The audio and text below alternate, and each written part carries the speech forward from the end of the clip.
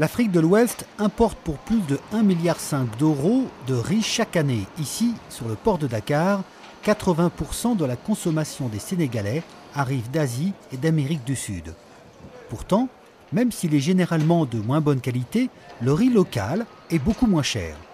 Mais les riziculteurs locaux n'arrivent pas à fournir les quantités suffisantes. Pourtant, le pays dispose d'un territoire exceptionnel. Avant de se jeter dans la mer, le fleuve Sénégal forme un immense delta avec un potentiel de 250 000 hectares cultivables. Aujourd'hui, seulement un quart est exploité pour la culture de riz, majoritairement par de petites exploitations familiales. Je divise mon champ en 3 parties, avec des riz différents sur chacune d'elles. Ces variétés n'ont pas les mêmes qualités. Par exemple, la 177 est parfumée. Je la garde pour la consommation, et ce sont les autres variétés que je vends sur le marché. Comme M. Diop, la plupart des agriculteurs gardent une moitié de la production pour leur consommation personnelle et vendent l'autre moitié. Au moment de la récolte, le riz est débarrassé de sa tige et de sa fleur. C'est ce qu'on appelle le paddy. Ensuite, il est transformé par les riziers qui le décortiquent et le blanchissent. Il est alors prêt à la consommation. Pour environ 100 kg de riz récolté, il reste à peu près 66 kg après les transformations nécessaires. Au total, les riziculteurs sénégalais fournissent 150 000 tonnes de riz consommable, très en deçà de la demande du pays, estimée à plus de 600 000 tonnes. Depuis 2008, l'État sénégalais a lancé de grands travaux pour aménager le site du delta du fleuve et augmenter la production de riz. Objectif, atteindre l'autosuffisance en riz en 2018. À cette échéance, il est prévu qu'on ait au moins 1 million de tonnes donc de riz blanc, ce qui correspondrait à 1 500 000 tonnes de riz paddy, avec ça concerné tout le Sénégal. Et la part de la vallée en ce moment tournerait autour de 950 000 tonnes. Le riz est gourmand en eau et pour augmenter les surfaces de production, de très nombreux travaux d'irrigation sont nécessaires. Le coût d'aménagement oscille entre 4 et 5 millions de francs CFA à l'hectare, soit entre 7 et 8 000 euros pris en charge par l'État sénégalais. Ce dernier bénéficie également du soutien financier de bailleurs de fonds comme l'Agence française de développement. C'est le cas pour cette parcelle de 2500 hectares en cours d'aménagement, dont les terres seront ensuite réparties à des agriculteurs privés.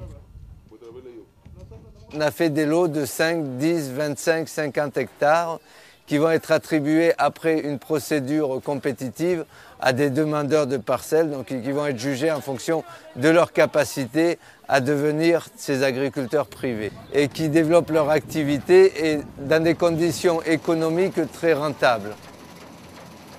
Le passage d'une agriculture familiale et artisanale à une agriculture orientée vers la rentabilité impose de nouveaux circuits de commercialisation. Et pour l'instant, ils ne sont pas en place. Nous sommes ici, dans la zone de Tiagar, où est installé un des plus importants producteurs de riz du Delta, la société Kumba Nortiam.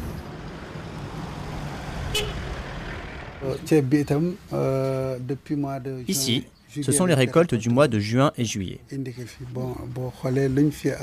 Dans cet entrepôt où je stocke la production de la contre-saison, il y a de 10 000 à 11 000 tonnes de riz que je n'ai toujours pas vendu.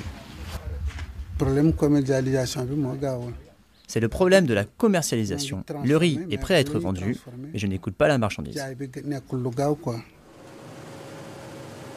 Faute d'un accord avant la récolte, les producteurs dépendent totalement de l'offre et de la demande et n'ont aucun moyen de se prémunir contre une baisse brutale des cours, due par exemple à un surplus de production. Un manque de coordination qui pénalise aussi la commercialisation du riz. À 400 km de là, à Dakar, la société Sencom est un des 5 plus importants importateurs de riz. Il y a quelques années, sa directrice décide de tenter l'expérience de commercialiser du riz local. Une tentative qui s'est soldée par un échec, faute d'approvisionnement.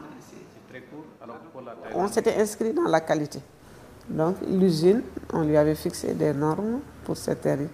Ils étaient capables de le faire, ils étaient outillés pour le faire, mais le problème, c'était le problème d'approvisionnement en riz paddy. Donc sur une année, on n'a même pas pu faire 1000 tonnes, sur toute une année. Donc c'était assez décourageant. C'est l'un des grands chantiers du secteur du riz. La création d'une organisation dans laquelle tous les partenaires s'entendent avant les récoltes. Une façon d'assurer une meilleure cohérence entre la production et la commercialisation. La première chose, c'est essayer d'organiser des relations mieux faites entre ces différents intervenants de façon à atteindre un produit fini de meilleure qualité et de meilleur prix. Si le produit fini se vend à un meilleur prix, in fine, tous les partenaires en bénéficient. Cette organisation interprofessionnelle concernerait les producteurs, les grossistes et importateurs, les commerçants locaux et les riziers. Elle permettrait certainement d'approvisionner correctement le marché de Dakar.